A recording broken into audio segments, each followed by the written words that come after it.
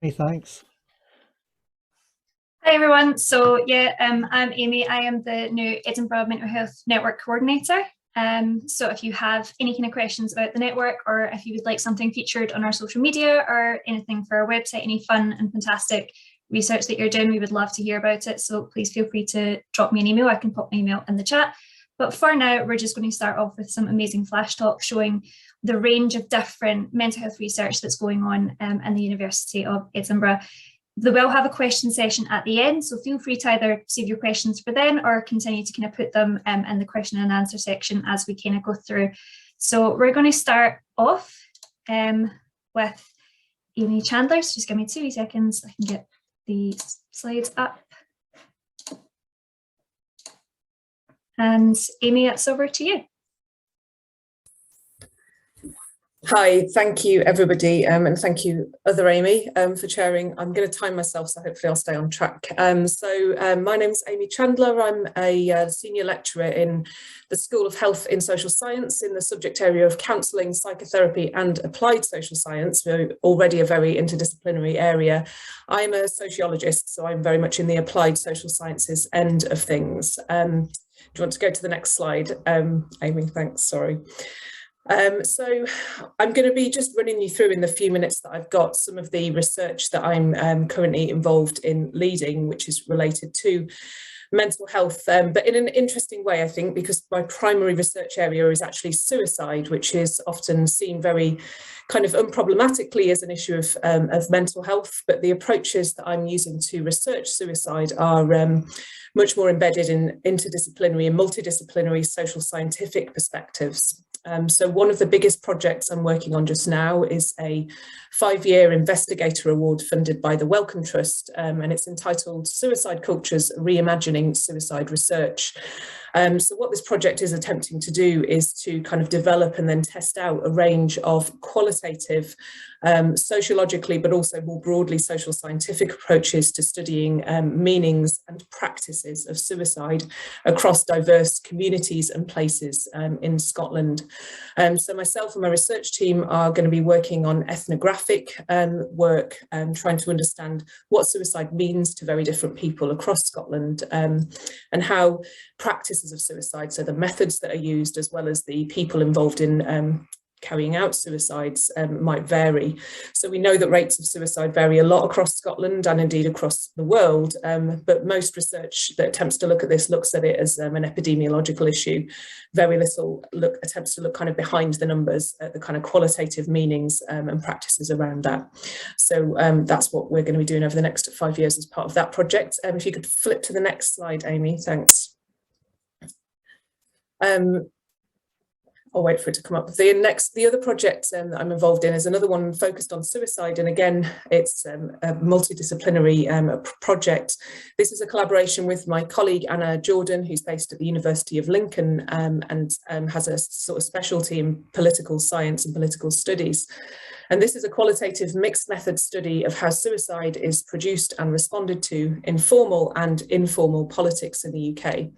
So suicide, as I said, often looked at as an issue of mental health, but it is shaped by and affected by all sorts of kind of economic and social issues, which are shaped and affected by politics. So we know that suicide rates vary according to kind of economic ups and downs. Sociology has known that since the time of Durkheim, who many of you will be aware of. But it's also affected by things like gender equality policies and so on. But again, little attention has been paid to looking in more detail at how politics and politicians understand and make sense of suicide. So we're attempting to address that gap, looking specifically at the UK. So we're carrying out critical policy analyses of the suicide prevention policies of all 4 nations within the UK. We're also looking at how suicide is talked about by politicians in the UK Parliament, so looking at a qualitative thematic analysis of parliamentary records every time a politician has used the word suicide over the last 10 years, and we're looking at how suicide is used to kind of shift policies, both those that affect suicide directly, but also more broadly things like welfare debates or debates about migration or debates about young people, bullying and sexuality and so on. second part of that project is going to be taking findings from the policy and politics analysis to a number of community groups to really give people the opportunity to speak back to that, to find out how far people within community settings really care what politicians think about suicide, as well as thinking more generally about how suicide might be shaped by politics, again, informally and formally. Okay, final slide for the last 30 seconds, thanks. The last thing I wanted to just kind of highlight was that the research I do on suicide, although it is multidisciplinary and focused at Edinburgh, also benefits from wider collaborations and contexts. So I've been working for a number of years now with a colleague, Baptiste Brossard, who's now based at the University of York, a fellow sociologist, and we've been kind of working on this book, which is out in June, looking at sociological explanations for mental illness. So a lot of the things being discussed by Craig there about psychosis and socio-developmental pathways is stuff that within sociology we've also been thinking about for a long time. And then finally, another big interdisciplinary kind of project is the Critical Suicide Studies Working Group, where again a number of colleagues who are in diverse disciplinary positions have been trying to understand and think about different ways of understanding suicide that don't rely solely on psychiatric and psychological explanations. And so that's a flavour of the work I do, and I'll finish now. 20 seconds over, sorry. Thanks very much for that, Amy. That was fantastic. You kept pretty well with time, so don't worry. So next up we have Ruth Ann, and I will just allow you to introduce yourself. Hi, so I'm Rannoch Baxter. I'm the University Museums Manager, and I lead on a social prescribing and cultural prescribing initiative called Prescribed Culture. So apologies if I'm teaching Granny to suck eggs, but social prescribing is essentially one way of addressing social determinants of health. And a lot of GP surgeries in Scotland now have a community link worker or community navigator. But basically the idea is signposting people to community assets to support them with problems that might be loneliness or sense of isolation, or some of the sort of mild anxiety and depression and so on. So next slide, please. So what we've got on offer at the moment with Prescribed Culture are 4 programmes. And if I start with the one sort of slightly in the middle, Programme 6, that's where it all started. That one was evaluated way back before the COVID period, when we were allowed to do things in small groups and in person. And that was very much done for the student population.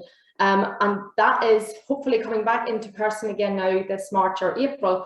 But because of COVID, we went online. And essentially what we were doing is taking social prescribing online. So Take 30 Together Virtual is open to anybody over 18 who feels that they might benefit from escaping, exploring and e-socialising with the world of heritage. And you might notice at the bottom we've got closed referral and ongoing self-referral. Programme 6 is very much referral partners, and they include the GPs at the universities, the counselling service, etc. And then the ongoing self-referrals, people can just sign up to those themselves through an online form. Unlap and Revive, that is very much about the dementia community. And again, it's sort of a mixture. You can sign up on behalf of yourself or somebody you look after, or there's very much a close connection there with care homes and community care partners. And the last one we are just exploring at the moment, so there'll be a report on that later in the year. Next slide, please. So you might ask, does any of this work? And what we got from the evaluation so far is that 100% of members felt that it's a positive benefit to their mental well-being, 100% helps them feel connected to the world around them, and 100% would recommend it to others seeking support for mental well-being. Some of the feedback and quotes that we've got from participants: as someone who has an ongoing mental health issue, Prescribed Culture helped me greatly. One of the little card to the side there, thank you for involving me, occupying me and keeping me sane. And it's really very much about giving people an opportunity to contribute and deliver something. And the last person said that it gave me calming activities, much more productive and helpful way to distract myself, but in addition to other forms of support. So what I will say is that essentially all the Prescribed Culture programmes mainly try to do is, with a foundation of heritage engagement, they provide a space. They provide a space for people to navigate their loneliness, make connections and share their interests and enthusiasm. Last slide, please. Thank you. And then this is just a little bit of what I'm working on at the moment. So on the right-hand side of the page, these are where Prescribed Culture is involved in some research in communities. And the top one is a brand new research pilot that we're doing to see if it's essentially around mobilising cultural assets and natural assets for public health benefit. And we're doing that in partnership with the University of Highlands and Islands in the Rural Health Department with NHS Highland, and then some of the cultural and heritage bodies up there. And essentially that's to see if the prescribed culture model and programmes will work in a remote rural healthcare setting where a lot of the heritage offer is run by a volunteer workforce. And then in Portugal, we're working with two family health centres. So essentially this is again about consultation from me about how to set up and run prescribed culture programmes.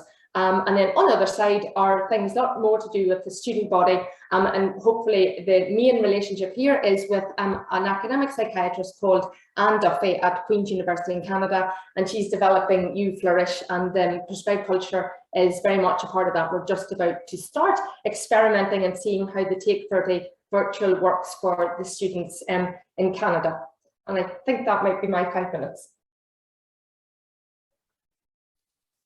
Thanks, Ruth. You were actually under your 5 minutes, so done. So next we have Jessica. So Jessica, you're okay to share your slides? Yeah, hi, I actually get everything set up.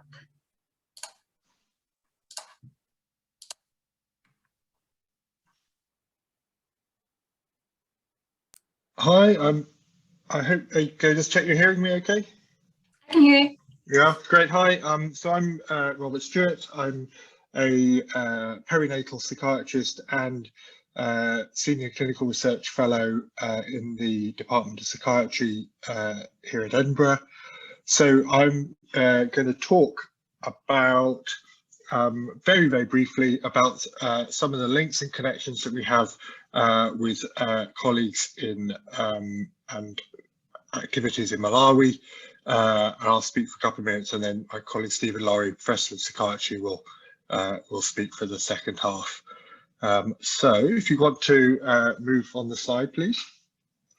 So for those of you who don't know, Malawi is a low-income country in sub-Saharan Africa, and it is a population of about 19 million people, and it's largely either subsistence farming or some cash generating agricultural activities such as tobacco growing, and also some tourism as well, are the main economic activities.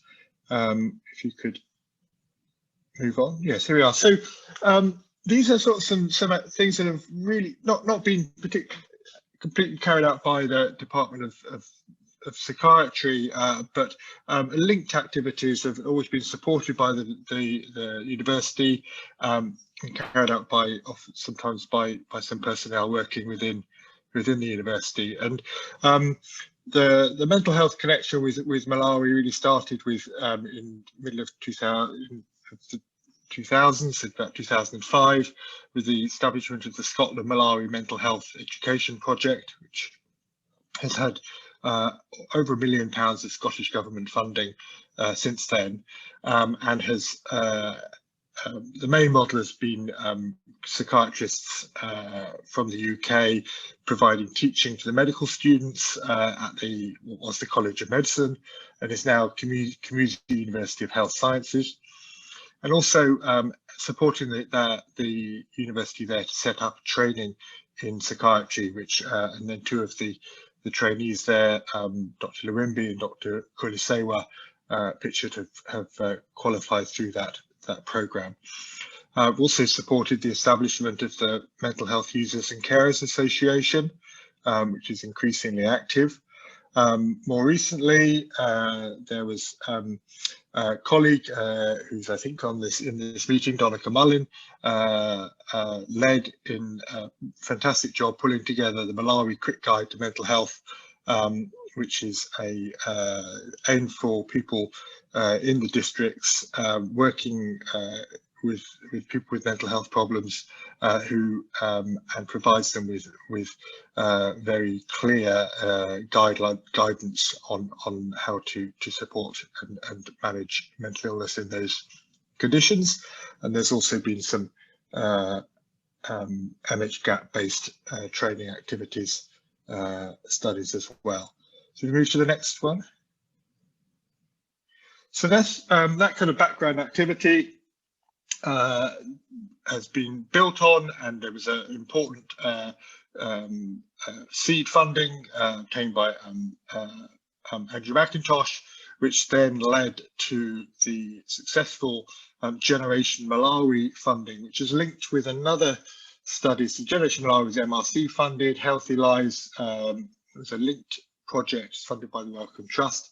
And that's all been activity conducted, large important research studies conducted within the Malawi Epidemiology and Intervention Research Unit sites in central and northern Malawi, which is 3 components: a demographic surveillance site, a large cross-sectional chronic health conditions survey, which now included both physical and mental health, and a nested multi-generational family birth cohort known as Generation Malawi, which we're aiming to recruit up to 7,500 participants, and be able to look at both environmental and genetic influences on mental health and child development in Malawi. Next slide, please.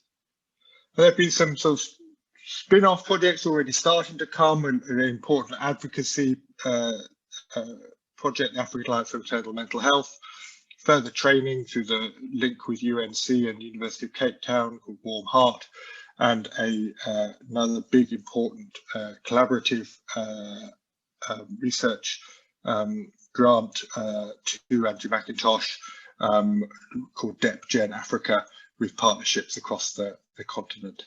So I'll hand it. Another important thing has been the PROMISE study, which I'll hand over to Stephen. Thanks very much, Rob.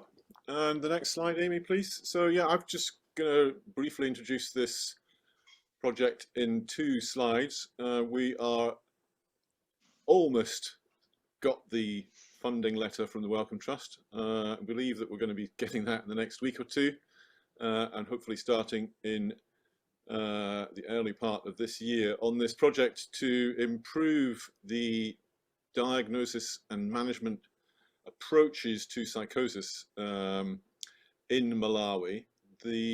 As Rob's already said, there are around about 19-20 million people in Malawi. There are a grand total of 3 psychiatrists, which is kind of like having 1 for Scotland.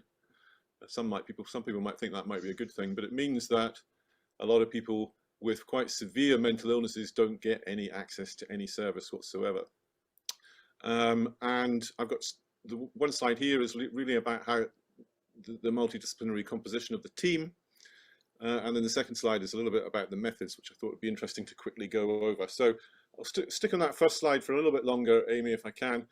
So as you can see, most of the research team will be based in Malawi, including a fairly healthy representation of social scientists, all the consultant psychiatrists in the land, 2 representatives from the Ministry of Health, which is important because if we hope to develop something that actually works and may even be cost effective, we hope the Ministry of Health might get behind it and support its rollout in the future.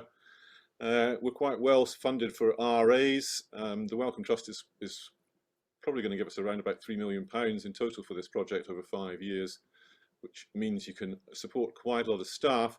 And Demubli is absolutely central to this because he's done a PhD relevant in this area. And so is Thandiwe Mkandawere, because she is the chief executive of the Malawi Patients and Carers Organization, and she's going to do a part-time PhD as part of the project. And you can see we've got decent representation from social science and psychiatry in Edinburgh.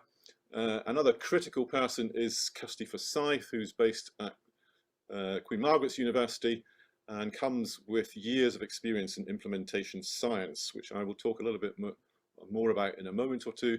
And then we have Charlotte Hanlon, who is based in London but spends a lot of her time working in Ethiopia, and Martin Knaps is going to do our health economics for us. Next slide, please, Amy. So the aim of the project basically is to design and test the cost effectiveness of psychosis detection and management systems that people with psychosis and their carers actually want. And of course, the relative lack of services at the moment is, whilst very, very suboptimal, does present an opportunity to design services from the ground up, so to speak. And so a large part of the 5 years of the project, the first 2 years more or less, will be spent in work package 1 on co-producing what people with psychosis, their carers and wider community knowledge informants or key informants, KIs, including traditional and religious healers, actually think should be done. The last thing we want to do when providing a psychosis service of some sort is to replace what is already seen as useful in terms of local community supports, traditional healers, religious healers, etc.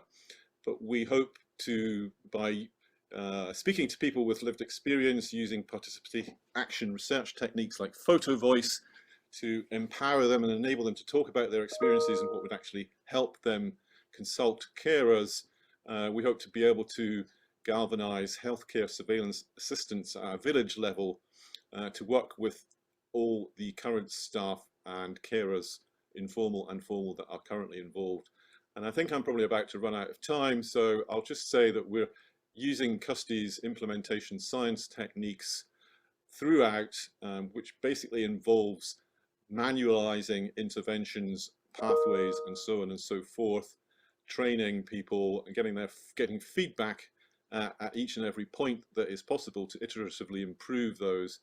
And we're following the MRC Development and Evaluation Complex Interventions framework over the 4 work packages, which will culminate, hopefully after feasibility and piloting, in an evaluation that, with a bit of luck, might show that what we provide will not only be effective in improving outcomes, in terms of those outcomes on the bottom line of the slide there,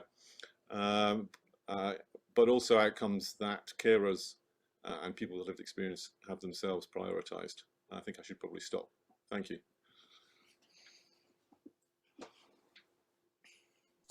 Thank you, Rob and Stephen. That was great. Did run over just a tiny bit. So next up we have Lucy Sterling. Hello, I hope you can all hear me. Yep, great. Hi, I'm Lucy Sterling. I think I've got about 13 seconds left. I'm an academic old age psychiatrist here at the University of Edinburgh. So I spend half my time doing clinical work in the NHS, working with older adults with a variety of mental health conditions and dementia, and half of my time doing research, mostly looking at data science around the same issues that I see in clinical practice. So it's really vital to look at the interaction between physical and mental health across all ages, particularly in older people. Of my patients with dementia, figures say that about 82% of people with dementia have 2 or more other conditions. And if we look at people with what's called multimorbidity, so people who have multiple conditions of any kind, about 1/3 of those people will have a mental illness as well. The next slide, please, Amy. Thanks.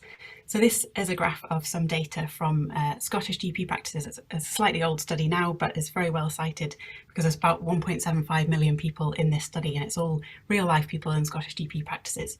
So the study found that at the age of 50, about half of the population had at least 1 diagnosis, and at the age of 65, over half of people had at least 2 conditions. So it's very much the norm in primary care, people accessing primary care in Scotland, to have multiple conditions. And this graph shows us that the proportion of people who have mental illnesses when they have physical health problems. So people across the x-axis there's a number of physical illnesses you have in this cohort, and the y-axis is the proportion of those people who also have a mental illness. And you can see a quite clear link that the more physical illnesses these people had, the higher proportion of mental illnesses they had. And the other important thing on this graph is the socioeconomic status. So the population split into tenths, and you can see that the red line there that's showing at the top on the graph, it was the most deprived tenth of the population, and the black line at the bottom was the least deprived. So even within Scotland, we've got huge health disparities on for people who have multiple physical illnesses. The chances of having a coexisting mental illness is much higher in the lower socioeconomic groups than the higher ones. So that's really important from a public health perspective, and also I think it would be brilliant to bring in all the interdisciplinarity represented today to address this problem. Next slide, please, Amy. So we know that people who have multiple conditions, multimorbidity, also usually take multiple medications. And about half of people aged 65 and over take 5 or more drugs every day, which is huge when you think about it. And for people aged 75 and over, they usually take about 2 drugs per diagnosis that they have.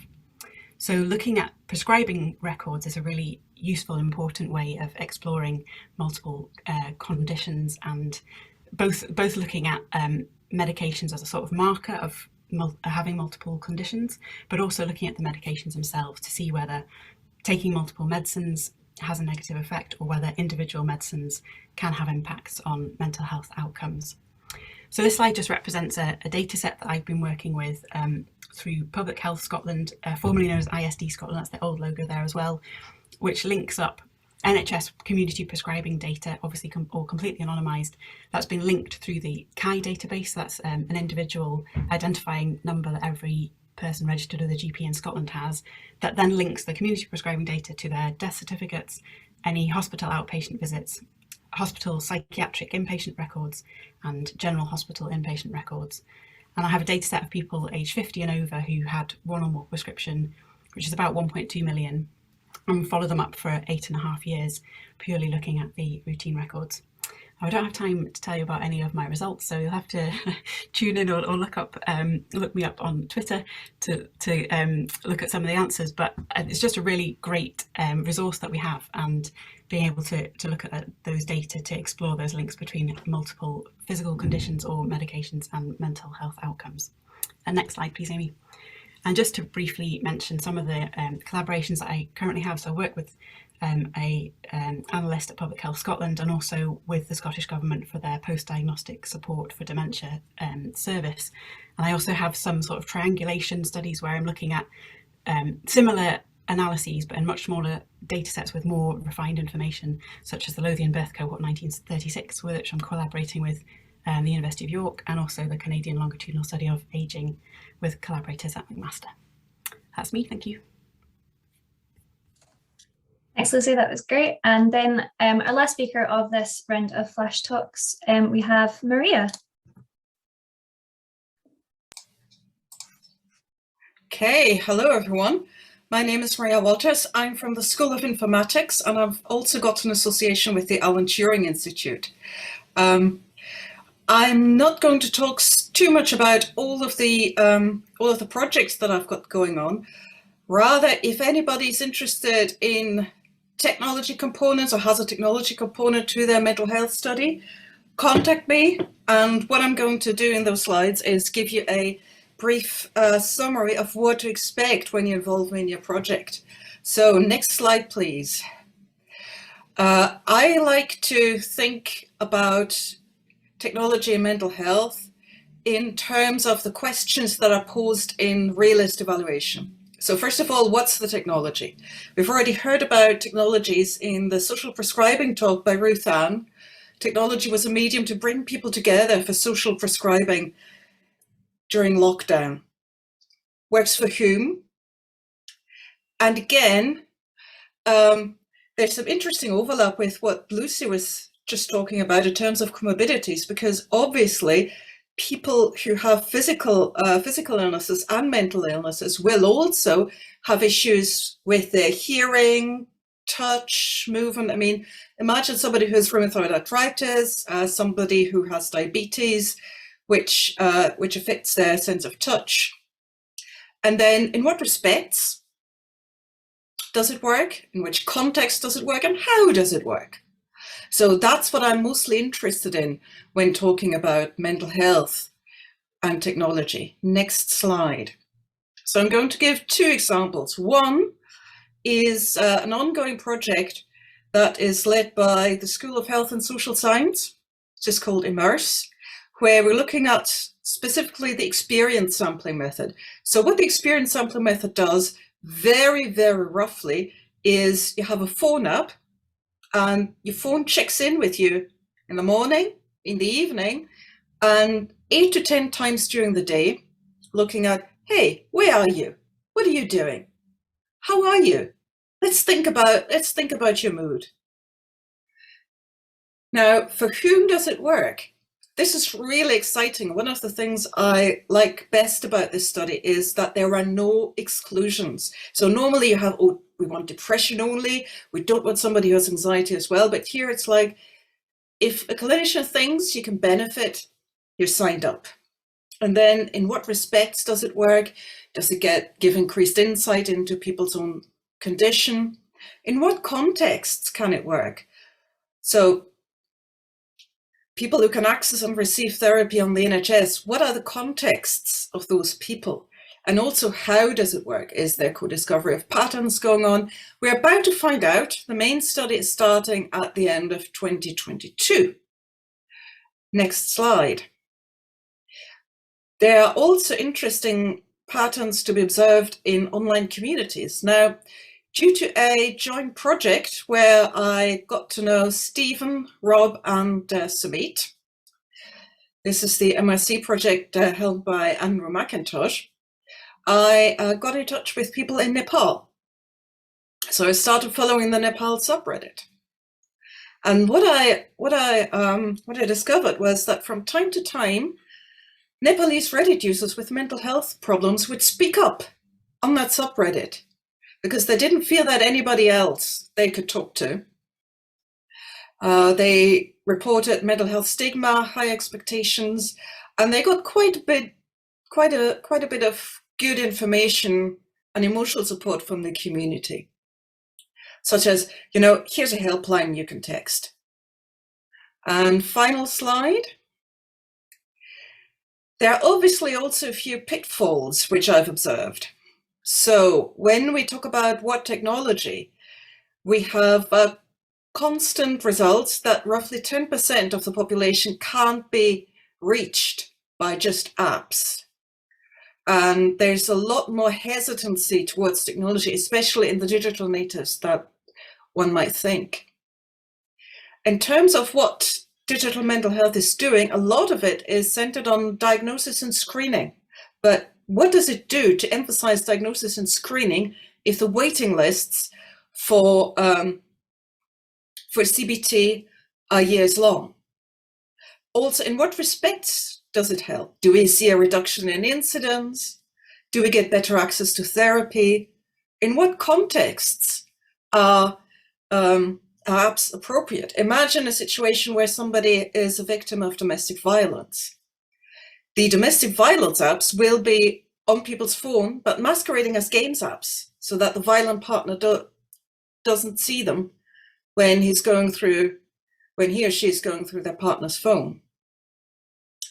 And finally, there is also an issue with use of data, contextualization of data, and trust, which is very important given the emphasis on ethnography we've had in past talks.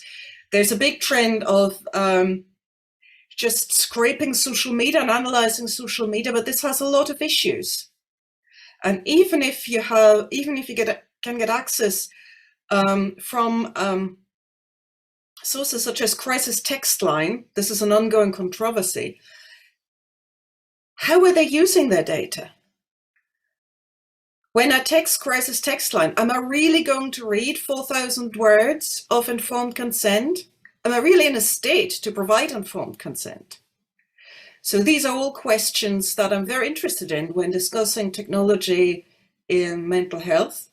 And my Twitter handle and contact details should be available via Danny and also on the first slide. Thank you. Thank you very much, Maria. That's great. Thank you so much to all of our speakers from this first Flash Talk session. We do have about 15 minutes for questions, if anybody has one. I do see there's quite a lot going on in the chat, so I'm just going to see if I can pick out any kind of questions from that. So let me just see. Just seems to be kind of a lot of back and forth of just letting people know their Twitter handles and things like that, which seems to be really helpful. But if anybody has any particular questions, we've still got a little bit of time before the break. I think, Amy, people have been very diligent about answering the questions as we're going along. So the speakers have been mostly answering the questions. Yeah. So, but happy to hear some more if people have got anything. Is there anything in the chat that hasn't been addressed? Nope. Looks like everybody's been pretty kind of on it with answering their own questions as we've been kind of going through. So yeah. So should we have a break, Amy, if we go to the break? Because it's quite intense, isn't it, listening to 6 of these in a row? Mm-hmm. Stephen, did you want to say something? Or? Yeah, you read my mind. I just wanted to say, I think I probably already went over time, but I meant to say that as part of the deal with the Wellcome Trust, we somewhat foolishly agreed to review just about everything that's ever been written by people and about people with lived experiences, views on the stigmatization and other attitudes to their mental illness and how that influenced their attitudes and experiences of care. And so I'm putting out a call for anyone who might be listening or know someone who might be interested in helping us review such a large literature. We will of course have a few RAs, but I suspect when it comes to review, as I say, sometimes everything that's ever been written about attitudes to mental illness, severe mental illness, it might be a case of the more the merrier. So get in touch with me if you're interested. Sounds good. And Lucy, you turned on your camera, which I'm taking to be an invitation for you to speak. No, it was just an invitation to be on the panel. Okay, so you're open to questions, is what you're saying. I should have thought of something clever to say there, but never. So please, someone have a question for Lucy, multimorbidity, etc. No, okay. There's something in the chat. I think that's a question for Stephen, maybe. Are you looking for RAs within the university or people with lived experience in general? Thank you. Okay, thank you. So most of the RAs will be advertised for and appointed in Malawi, and whether or not they have lived experience of one sort or another will be taken into account, but is not critical either way. Is that the question? Rest, both points of it? Yep. Yeah. Looks like it. Great. I don't think we have any further questions. I think this is probably, oh, a minute, just said that as a question, it appears. Sorry, you've been asked if you would mind repeating what you're looking for, Stephen? Oh, great, okay, yeah, 2 adverts. So yeah, we're really looking for help. I guess it might suit MSc projects or perhaps early stages of PhDs or people who are just interested and have some time available to review the literature on people with psychosis or severe mental illness and their experiences of it and other people's attitudes to them and it, and how all of that might have influenced their experience, accessing or experiences to care. Okay. Thank you. So I'm just giving another little minute just in case anybody's frantically typing away any last minute questions. I would like to know, actually, seeing as Lucy's put herself up for answering a question, what were your results? Summarise them briefly, Lucy. Well, I've done various different analyses with those data. The results of whether taking increased medications was associated with mental health outcomes was a bit of a mess because it's very difficult to find mental health outcomes. So I was looking at whether people were admitted to psychiatric hospital or whether there was any kind of mental illness recorded on the death certificate. But unfortunately, the data for accessing outpatient hospital care doesn't give enough information to tell us exactly whether those there were mental health diagnoses in those cases. So I did find that with increasing numbers of coexisting medications, there was a higher risk of psychiatric hospital admission, but that actually the more medications you were on, the less strong that risk was. So it in the first less than 10, with each additional medication there was a higher risk, but above 10 it plateaued out. And there were some interesting findings as well with adjusting for whether or not someone was on a psychotropic medicine, suggesting that might be a sort of indication confounded by an indication that if you're taking a psychotropic medication for a psychiatric illness, then yes, you're more likely to have a psychiatric illness. My special lecture about this is on YouTube. I have watched it actually. On our YouTube channel, so we could put the link in, couldn't we? Yeah, maybe. So, I can do that. Ruth Ann, do you have a question? Yeah, I'm just taking advantage of the knowledge gathered. I have a prescribed culture member who has onset of an eating disorder aged 57, and everything she's been offered is full of sort of teenagers and 20-year-olds. So if anyone knows of any eating disorder support that's for a more mature person, that would be, please let me know. Yeah, so I'm sure privately we could send that to you, Ruth Ann, actually, a few of us. Yeah, that's all right. Could I Yeah. just to say, Andrew, do you have a couple of minutes? So just sneakily adding to the 5 minutes which we already ran over, just to say I don't think I really kind of put across really how sort of interdisciplinary the Generation Malawi study is, and there's a very strong social science component which had a lot of sort of formative qualitative work, and also working with with psychology as well. We'll hear from Angus Macbeth after the break, and also lots of links with other universities. So Healthy Lives Malawi is the Wellcome Trust component. It's a grant held by Mia Crampin in University of Glasgow. So that's really nice to have strong kind of links with Glasgow, and also down with Liverpool and LSHTM. So just wanted to add that in. That's okay.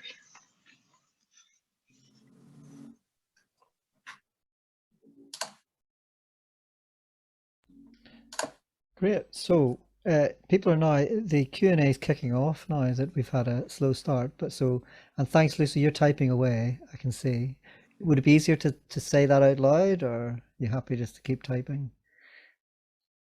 I can say it out loud, seeing as I volunteered myself. Yeah. Okay. Thanks, Matthew. So the question was, have had much experience feeding back the use of routine data to the NHS or mental health services, pointing out that there's often a big impact gap when it comes to data projects like this, despite the fact that actual users think the work is really important. So personally for me, most of this work was done during my PhD, and so it's in my PhD thesis, but I haven't yet published it because there've been a few COVID-related delays in getting updates to the data set. So a plan for finalising the analysis will be to get, basically it would involve getting 2 million people instead of 1.2, and it's a long story, but my plan will be to sort of do all the proper dissemination once I've got all that sorted, which is COVID-related delay. But thank you for bringing that up, because it's something I definitely really need to do, and I'm afraid I don't have any tips on how to do it yet because I haven't done it, but I think I know who to go to ask. Great. Thanks, Lucy.